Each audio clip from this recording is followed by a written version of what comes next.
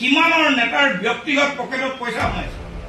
এই কথাবোৰ মই এলাইন ভাঙি গ'লে আজি মই স্পষ্ট কৰিছো মই ৰাজহুৱা কৰিম আৰু প্ৰত্যেকজন কংগ্ৰেছ নেতাৰ মই নাম ল'ম মোৰ কণ্ট্ৰিবিউশ্যন কংগ্ৰেছ দলক কোনো অস্বীকাৰ কৰিম চনৰ পৰা 25 চনলৈকে মোৰ কংগ্ৰেছৰ আত্মা আছে কিমান কণ্ট্ৰিবিউশ্যন আছে কিমানৰ নেতাৰ ব্যক্তিগত পকেটত পইচা সোমাইছে এই কথাবোৰ মই আজি ৰাজহুৱা কৰা নাই কিন্তু এলাইন ভাঙি গ'লে আজি মই স্পষ্ট কৰিছো মই ৰাজহুৱা কৰিম আৰু প্ৰত্যেকজন কংগ্ৰেছ নেতাৰ মই নাম ল'ম পুতেকহঁতক ৰাজনীতি কৰোৱা প্ৰত্যেকজন কংগ্ৰেছ নেতাৰ নাম ল'ম মোৰ কণ্ট্ৰিবিউশ্যন কংগ্ৰেছ দলক কোনো অস্বীকাৰ কৰিব নোৱাৰে সি প্ৰদ্যুৎ বৰদলৈ হওক ৰকিবুল হুছেইন হওক দেৱব্ৰত শইকীয়া হওক গৌৰৱ গগৈ হওক পৱন সিং ধাকোৱাৰ হওক কাৰো ক্ষমতা নাই অস্বীকাৰ কৰিব পাৰে মই সেইখন লিষ্ট মই সেইদিনাখন ঘোষণা কৰিম আজি আপোনালোকক কৈ দিছো কংগ্ৰেছ দল সতৰ্ক হওক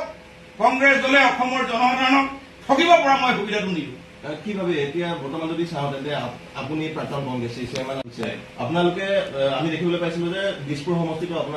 আপোনাৰ বাবে বিশেষকৈ দাবী কৰি থকা হৈছিল তাৰ পাছতো কংগ্ৰেছে মীৰা বৰঠাকুৰক আসনখন দিলে আপোনালোকৰ সৈতে সেই সময়ত মিত্ৰতাৰ সন্দৰ্ভত আলোচনাত এই কথা বতৰাবোৰ ওলাইছিল নে দিছপুৰ সমষ্টি কাক দিয়া হ'ব কেনেধৰণে কৰা হ'ব যোৱা 20 তাৰিখে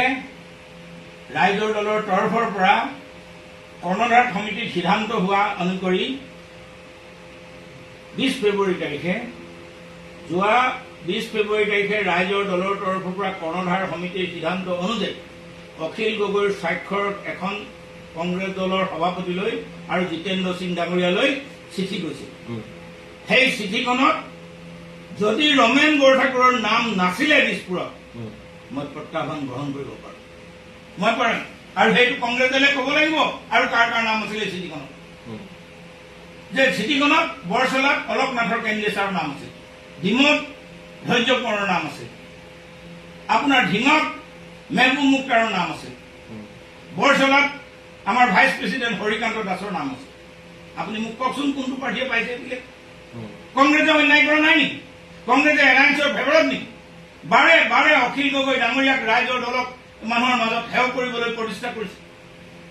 মই বাকী কথাবোৰ এতিয়া কোৱাই নাই আৰু বহুত কথা ক'বলৈ আছে 2001 চনৰ পৰা 25